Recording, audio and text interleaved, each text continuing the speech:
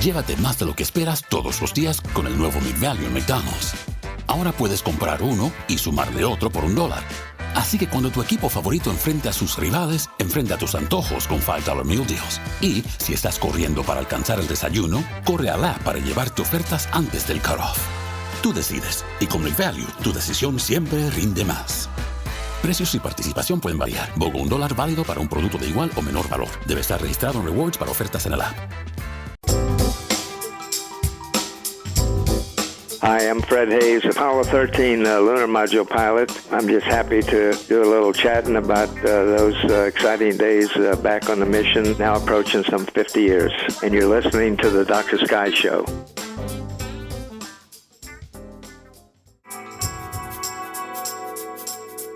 And welcome back, ladies and gentlemen, to the exciting show that you tell us you like so much, the Dr. Sky Show, with great guests from the realms of astronomy, space, aviation, and weather, with celebrity guests in the mix. And I'd be remiss if I didn't mention our flowing and glowing producer of the radio show, Richard Dugan of radio station KZSB, that's AM 1290 in Santa Barbara, California. And first, a shout-out from our flagship radio station, KTAR 92.3 FM, the news talk here in the desert Southwest. And to all the stations around the nation who've been listening for 10 years, thank you for your dedication.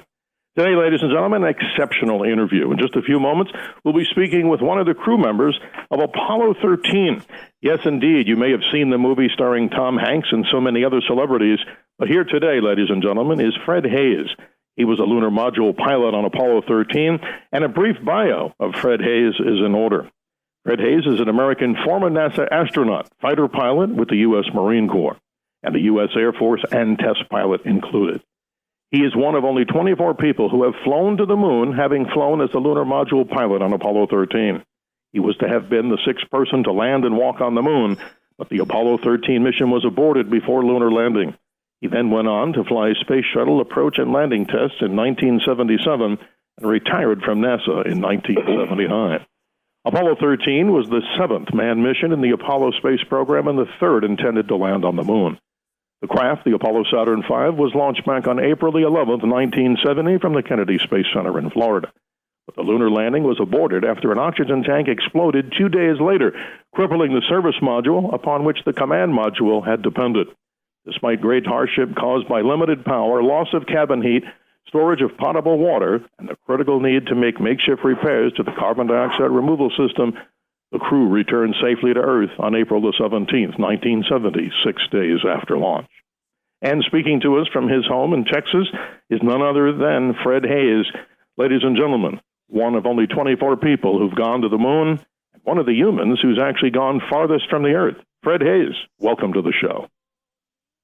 Yes, sir. Glad to join you here today from hot, sunny Houston. Yes, sir. And I'm here in hot and equally sunny Phoenix, Arizona, where the temperatures yesterday, Fred, got up to at least 116 degrees. But the most important part of that is that'll all be over, hopefully soon.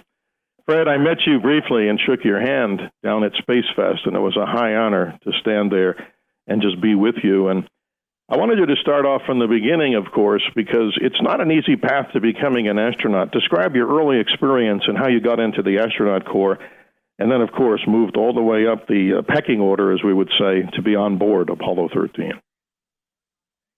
Well, I guess the start for me was when I got in aviation and joined the military during the Korean War and became a naval aviator, served in 2 Marine fighter squadrons. Along the way, I did not see combat in Korea. It ended about 4 months before I finished flight training. But anyway, I then subsequently got interested in thinking about being a test pilot. Went back to school to get an engineering degree and joined NASA, actually just barely after it became NASA in 1959 at the Lewis Research Center in Cleveland, now named Glenn after John Glenn. Yes, sir. And I actually was about 2.5 years behind Neil Armstrong. Neil also was a NASA pilot, a research pilot. Started at Lewis, where I did, but had already moved on to Edwards Air Force Base, and he got a chance to fly the X-15 rocket ship. He was ahead of me there. and then went into the astronaut program, and I just followed his trail because after 3 years at Lewis, I moved to Edwards right after Neil had again left a couple of years earlier to go in the astronaut program. And so I was on that trail, and actually when I talked to Neil when he was already in the astronaut program, I really had to think hard about signing up or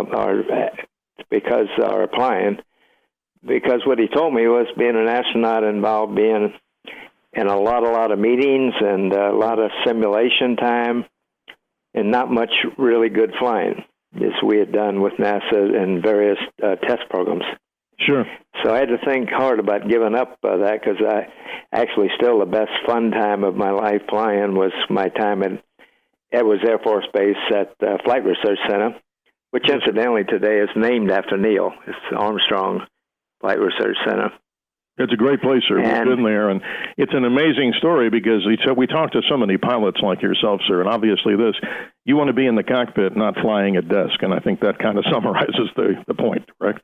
Right, yeah, but I realized sitting there thinking a little more that if I was intrigued with the lunar mission, and I said, well, if I stay at Edwards, that's not going to get me to the moon, so that's when I applied. Absolutely wonderful. Fred Haise, ladies and gentlemen, astronaut on board Apollo 13, a most famous, as many of the Apollo missions, of course, all equally important. But this particular story, if you ask the average person on the street, they probably have a little more recollection of Apollo 13. Fred Haise joins us from his home in southern Texas here on the Dr. Sky Show. He, of course, is one of 19 new astronauts selected for NASA's Astronaut Group 5 back in 1966. Fred, then talk about the mixes they have it where they made up the crews, and obviously some changes were made, and there you go. You guys are ready to launch a most interesting rocket. I mean, we've talked about this with so many of the space scientists, but I want to hear it from yourself, Fred. When they put you inside there, great people like Gunther Wendt, I guess he was one of the pad leaders that put so many of the astronauts back into the space capsules. When you're standing on that gangplank and moving into the capsule, describe from there and the launch sequence. What's it like? What does it feel like to have those big 5 F1 engines pushing you towards space? I got to hear that. Well, it's like anything you approach. I assume in sports, a big game. We'd worked long and hard to get there. There was a little taken away as we headed out because we had changed the crewman. Jack Schweigert replaced Ken Mattingly because we'd all been exposed to measles. And Ken was felt to be very susceptible to come down with measles, which incidentally, I think Ken's 1 year younger than me, so he's 83, and I don't think he's ever had measles. Yes, sir. But anyway, the replacement was made with Jack, so it was kind of emotionally a little hard changing out a crewman that late in the game, although the movie gave a wrong inflection that there was some concern about Jack's technical capability to fill in, and that was not the case. We trained equally as prime and backup, and I backed up 8 and 11, and I'm sure I could have done the job if I had been replaced the counterpart I was backing up without any problem. So, but at any rate, you're excited because this is now you've done all this work and training, and you're going to finally get to go. As far as what you feel in the rocket, there's certain steps during the launch preparation sequence, and that they gimbal the engines, and that kind of puts a motion rumble up the stack. But you can't hear anything as far as the engines obviously are heard from the roar and pressure, even from the sound waves. But for visitors 5 miles away, viewers, they feel that, but inside you don't hear any of that sound because it's well below you, and you're moving up. The ride itself uphill, the couple of unusual aspects of it from flying all my airplane experience with fighter airplanes and otherwise, is the sort of herky-jerkiness of the ride. The large 4-outer engines, when they gimbaled, even, I guess, moving very small, that gives a lot of motion, and it's exaggerated because we're sitting in a capsule way up on the tippy top. And so you get a lot of particularly sideways motion that you normally would never feel in an airplane. And the G levels, though, are modest compared to, say, fighter airplanes. Plus, we were laying on our backs on a couch, which is a better position to take Gs rather than the fighter airplane where you're sitting upright in an ejection seat. And even the old fighters I flew, we'd pull 6-7 Gs in combat maneuvering. And, of course, the maximum G on an Apollo launch was 4.5. So that part wasn't that big a deal. The other most pronounced thing was when the first stage shut down, which it does, obviously, very abruptly, and you tend to get thrown in an instrument panel because you go instantly from 4.5 Gs to no Gs. Wow. And during that transition, that's kind of another abrupt sequence that takes place in a launch. But that's about it. Other than that, it smoothed out even beyond that with the liquid engines as we went on uphill. That's incredible. So you feel like a little kick in the pants, so to speak. It's like when that first stage gets shut down, you feel a pretty big jolt then. Is that what you're trying to say? Right, a big jolt. Yeah, most people think of it that when you lift off the pad as a jolt in the pants, but it's not. It's it moves away. It just, the pictures you've seen almost look like slow motion. It's so heavy. It's over 6 million pounds that even with those big engines, it moves away quite slowly. In fact, I've talked to people that have ridden the Russian Suyov, which is also a liquid system, and they say almost without seeing the clock starting, they don't even know they lifted off. This episode is brought to you by Indeed. When your computer breaks, you don't wait for it to magically start working again. You fix the problem. So why wait to hire the people your company desperately needs? Use Indeed's sponsored jobs to hire top talent fast. And even better, you only pay for results.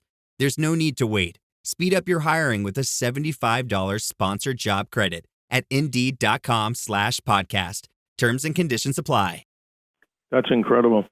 Ladies and gentlemen, you're joined here in the Dr. Sky Show by one of the famous astronauts here of all time, not because of the mission, but his dedication, like all the astronauts. First of all, sir, I want to thank you for your service to the United States military, as, of course, all the great folks we have on this show. That's part and parcel, I think, the most important thing to say to any of the veterans. So thank you for your service to the United States of America. But in that very rare group of people, 24 people, as we've described, sir, you know that better than anyone, have gone to the moon. My interest in this is to talk with you about something interesting. When I was a young boy, my parents took me down to see an eclipse of the sun, which was March the 7th of 1970. And right there, as we got to the Kennedy Space Center right there in the Canaveral area, we saw, and I saw this, I have a little picture still, and I keep it on my desk in the little Kodachrome of the Apollo 13 stack just sitting there, and I was amazed as a young boy. But describe it, sir, because we never could stay for the launch, which would have been, a month later. I'm amazed because 365 feet tall, if I'm correct, that's bigger than some buildings, and it's just an amazing feat how they created the Saturn V moon rocket. No, it's I describe so people can maybe better understand that size. Is I tell them if you lay it horizontally, which is now it is displayed that way at Johnson Space Center, at Marshall, and the Space and Rocket Center there in Huntsville, Alabama, and at Kennedy. Yes, sir. It would cover the entire football field, plus both end zones, and then have about 3 foot hanging out. Totally. So that's the size of that rocket. And so many people, as you know better, are trying to create the bigger thrust. I mean, Elon Musk and the Falcon Heavies and some other many people around the world are trying to build, including NASA. But that's, sir, an amazing part of history, and we salute the people who built that rocket and the people like yourself on this radio show. Let's talk about the moon mission itself. I'm fascinated by this because obviously many people out there are interested to hear your story, sir, as you get into the lunar transition injection. You're moving, of course, toward the moon. Here's what happens, and I don't know, Fred, I can say it in my simple way. Around 205,000 miles from Earth, the event that you're going to describe just happened. And just so you know, Fred, on my little Honda Element, it just turned 205,000 miles, and it took me 10 years to do it. But describe the journey to the moon, because that's the best way an earthling like me can describe it. It took me a hell of a lot of years, Fred, over a decade, to get to 205,000 miles. But Describe it in a serious way. You're moving on to lunar injection. The rocket's moving toward the moon. And what's that like? And then all of a sudden, around 205,000 miles, pick up the story from there, because this is the historic part.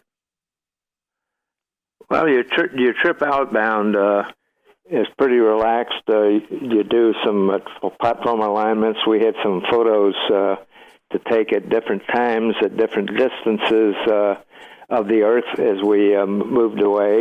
It was kind of what we call it one of the design objectives.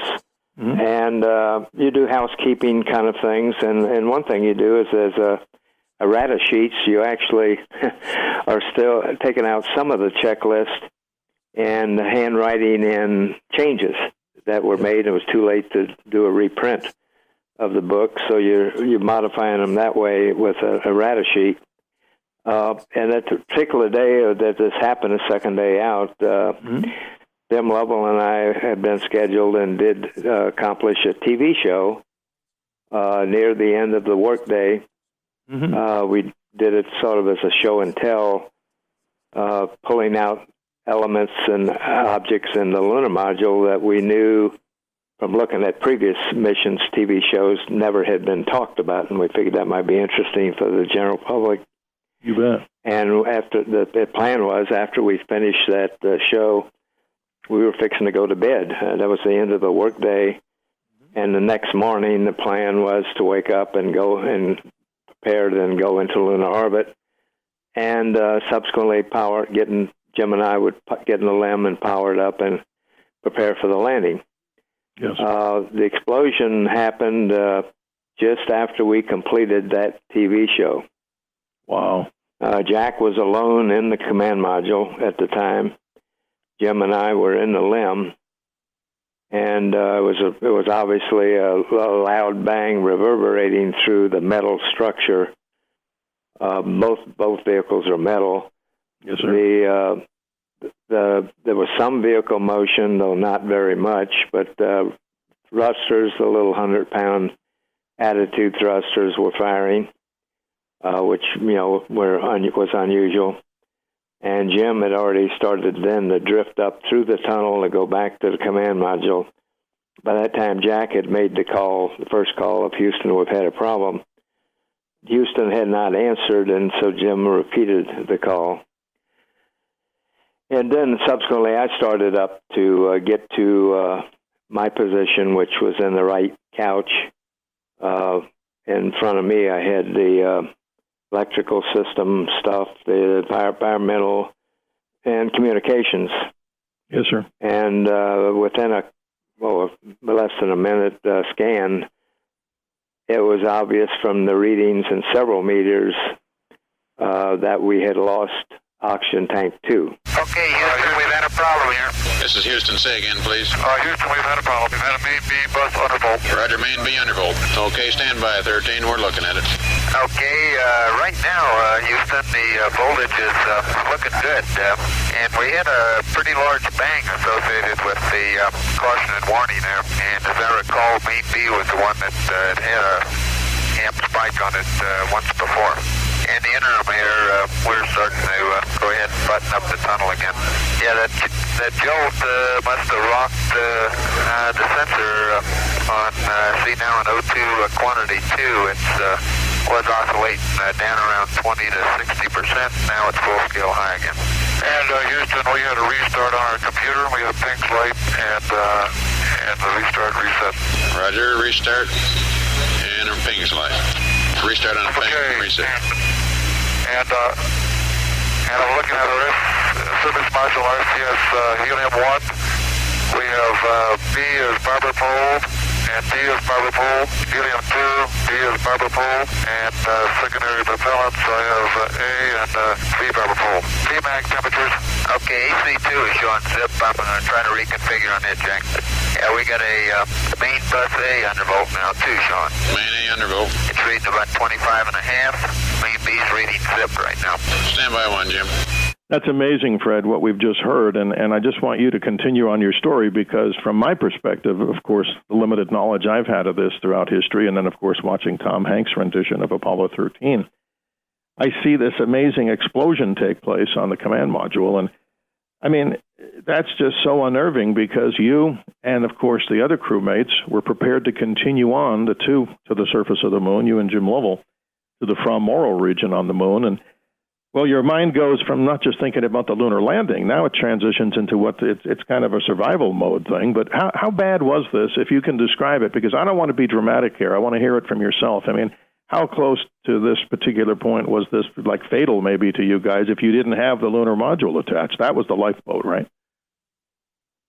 Well, the way the situation as it described was right after the explosion was we lost tank 2.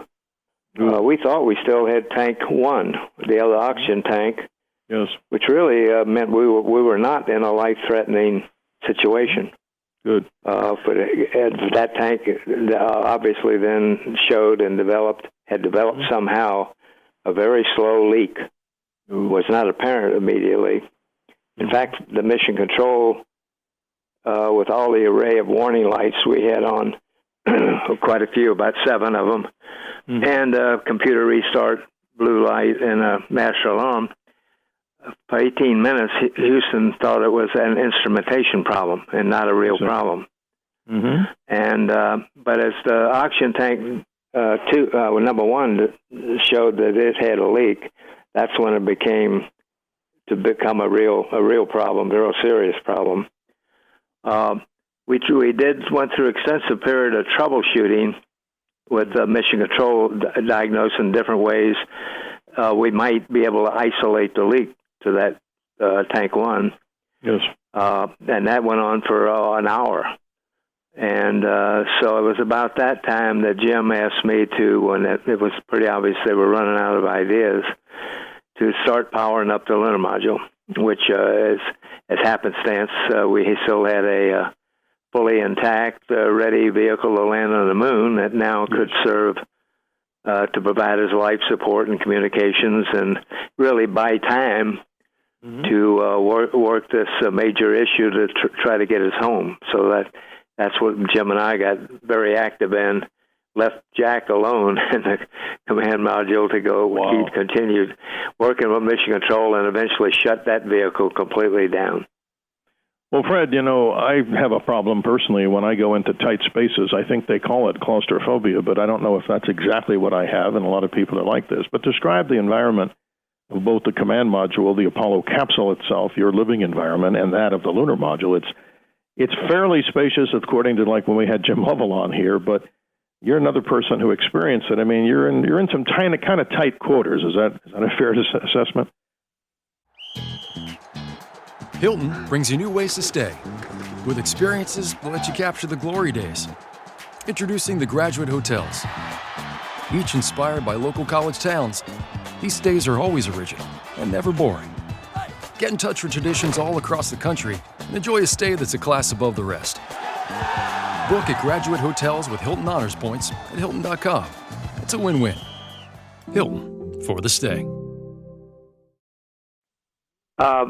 Well, yeah, tight, but yes, but it's very comfortable. It's what you've spent lots of hours in. In terms of background, most of us have been fighter pilots. Fighter airplanes don't have a lot of room. Exactly. And so to me, it was not anywhere near a claustrophobic situation as you described. Yes, sir. But again, in testing on the ground, both at the factory before they were delivered to Kennedy and living in them in many hours, and tests at Kennedy, including the chamber test with the vehicles, they were like a second home. So there was no issue from that standpoint with the living environment. It was tight, obviously, and it was kind of an all-in-one room situation. It was your working area. It was your place with the optics you had. You shot stars. It was your galley with the cupboards with cabinets you could open for food, and a water gun, hot and cold water guns to mix up your food, and also your bathroom, all in one little room. Totally amazing technology, right? Totally amazing, yeah. Fred, how they designed this. But thank goodness for Lunar Module Aquarius. as you and the rest of the crew are handling the emergency onboard command module Odyssey. But I've never heard this from anyone, and I want to hear it from you. I spent a little time with Jim Lovell on this, but we never had enough time to ask the procedural thing. So from that incident, what and how quickly was the decision made, obviously, to do what you could to get back? I mean, was there the possibility that you could have just simply turned the whole spacecraft around toward and headed to Earth? Or it's not that simple because you need the moon to what? Swing around. Tell us what did happen and how you swung around the moon. Well, we obviously were not involved with that particular decision you mentioned where you could do what was called a direct return. Yes. Which would involve practically using all the fuel out of the service module and having it maybe jettison it even. But I think the people on the ground had a set of, call it, technical arguments about it and decided they didn't really know the status of the service module, its health, and decided that the safest way was to just continue the path and modify the path to go around the moon to buy time. And that's what happened during this mission. It was a sort of a sequence of plateaus of remaining still a little ahead of the game until you figured out the next thing. And so the first thing that they agreed on, and I call it Plan B now, yes, sir. The new flight plan, was to get us on that path back around the moon to head home. And that was the first maneuver we did using the landing engine on the LEM, the one we would have landed with, to affect that trajectory change. That's incredible. I mean, more and more I hear this, ladies and gentlemen.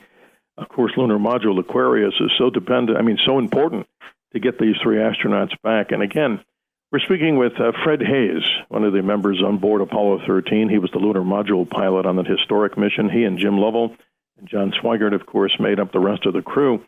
So from this particular factoid, and this is fascinating because I study astronomy mostly, sir, your flight past the far side of the moon at the highest elevation, I guess, so making what? You and your crew the farthest humans ever to venture so far away from Earth right now in history. So that's an amazing feat right there.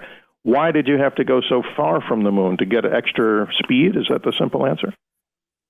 Well, I think that record, which I'd have traded the record for landing on the moon, but at any rate, the happenstance was we went around the moon at about 31 miles, something like that. Yes. And the lunar trajectory around the moon is not circular; it's somewhat elliptical. And the timing was we went around the moon as it was kind of at one of its furthest points away from the Earth in that path it takes. So that coupled with our altitude gave us that point of being the furthest away from Earth at that particular time. That's amazing.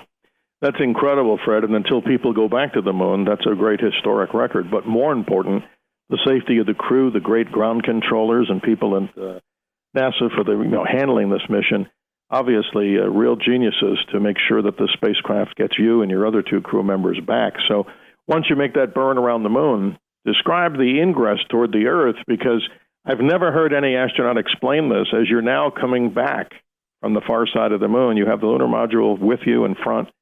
You have, of course, the command module damaged, the Apollo capsule. What's the next procedure, and how then do you actually pinpoint a location on the Earth in this rather unusual setting where you've got a lunar module as a lifeboat? It seems so complicated. It's like skipping a rock on the water. You don't want it to go off and skip off into space. So tell us. This is fascinating to hear the rest. Well, again, as I said, it was a series of things that were worked in this new Plan B that kept us ahead of the game. The first one was after we passed the moon by 2 hours, the longest maneuver we did using the LEM descent engine, cut 10 hours off the return, and that was critical from the standpoint of saving time and making us better shape on our consumables. That is water and power, etc. And so then further, we had to do two minor corrections to the trajectory to, as you say, fit into the right angle. as we approached the Earth for the entry. So, it's just a series of three, in that case, 3 steps. The biggest maneuver after we left the moon a couple hours, and then 2 more mid-courses, they're called, on the way back to sort of fine-tune the path for entry. Fred, this is interesting. I have a model of this particular spacecraft. It's going to stay there forever. It's a beautiful model. You'd love it, too. It's got the lunar module attached to the command and service module with the Apollo capsule, of course, in between. So describe to the viewers out there, since radio is the theater of the mind, as you're heading toward the Earth, when did you have to get rid of the lunar module to deploy? You get rid of that to eject it. And then when did the command module actually separate from the Apollo capsule? Describe that series, because it's still, to me, amazing how all this worked with the crisis that happened on the command module. Well, the sequence, obviously, we were in a situation approaching entry that was different than anything before, as you say, with the LEM still attached, and a dead service module that we could not use with its thrusters to do proper separation. So the first thing that was separated was the service module. It was dead and wasn't much use otherwise. And that was used with control from the LEM and some thrust to ensure separation offset to our path. And it allowed us also, Jim could then rotate the lunar module with attitude thrusters, and we shot a lot of pictures of the damaged area. I saw that. Then not too long after that, we, again, with a sort of an offset angle from the path, we actually blew off the LEM. So that was the last thing we got rid of, because, again, the way you normally separate the LEM is you undo the latches and you use the thrusters on the service module to provide translation thrust to get clearance. Well, the service module was already gone, and it was dead anyway. So the tunnel had to be pressurized between the 2 vehicles. And then pyrotechnically, the LEM was, in essence, blown away by the excess pressure in the tunnel area. Well, thank so God. that was with both hatches closed. Right. So that's the way we assured separation of the LEM to be somewhat away from us off our normal entry path. That's amazing. Just a couple of quick questions, Fred. Our time is just about expired here, but never in terms of ever wanting to talk to you again about this. You're welcome here anytime. But just a couple of quick questions. Obviously, people, of course, around the world praying, and I say that lightly, of course, for the actual return of you, all 3 of you, of course, and Godspeed to everyone who made this happen. But it obviously happened successfully. It's amazing. So talk to us here briefly. What's the importance and significance in your mind, Fred Haise, of the entire Apollo program? I love it, but I want to hear from somebody who really did the stuff. So talk about that for a minute. Well, the Apollo program was, to me, just a continuation of what NASA ought to be doing, which is exploration. And of course, it was built up to that point through the earlier programs of Mercury, which kind of improved humans would survive in space, to Gemini, which got ahead of the game on some of the critical elements that would be needed to do the lunar mission. And so it's just, call it baby steps as we're trying to move out away from our Earth, and eventually, it'll take a very long time, to think of having humans located on places other than Earth, because we're kind of single point failure with Earth. It's our spaceship, and we don't have a lunar module for the Earth. And as we know, things have happened on Earth that have been major extinctions in the past, several. In fact, if you would Google that, and there's no saying that won't happen again. So I think, but just in general, the mission of NASA is to continue exploration and moving outward. Absolutely. The Apollo 13 movie, of course, directed by Ron Howard, produced by Brian Grazer. You know, sir, the your persona is played by actor who's passed, Bill Paxton. Your quick analysis of that movie, I mean, I'm sure Tom Hanks and you have got together many times, but what's your feeling about the movie overall?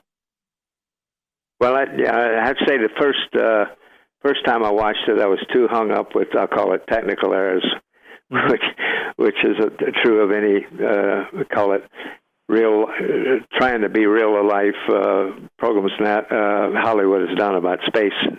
Right. But excluding that, as I settled back in, I've seen it several more times, I think it held true and did an excellent job on, call it the bottom line story, which is people in trouble, which we were, challenges that had to be faced, really through the expertise and training of a team, both on the ground and ourselves executing what they figured out to do, that enabled it to have a good Hollywood ending, and we got home.